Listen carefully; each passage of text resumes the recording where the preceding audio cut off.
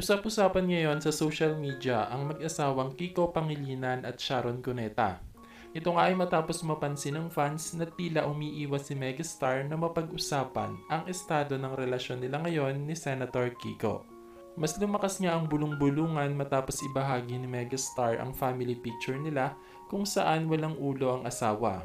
Tila dumadaan nga daw talaga sa pagsubok ang relasyon ng dalawa dahil hindi na din nakikitang nagpo-post ng mga sweet photos si megastar kasama ang asawa na madalas nitong gawin noon.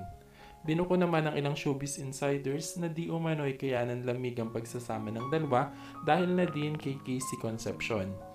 Ayon kasi sa chika, ayaw daw umano ni Senator Kiko na makitang nasa pamamahay niya si Casey dahil umano sa pamamahiya nito kay Frankie Pangilinan. Kahit noon pa nga daw ay hindi umano talaga welcome si Casey sa ikalawang pamilya ni megastar, kaya minarapat na lang daw ng aktres na lumayo at sumama na lang sa kanyang amang si Gabby Concepcion. Samantala mapapansin naman sa latest video ni megastar na talagang malungkot ito dahil sa nangyayari ngayon sa kanyang pamilya.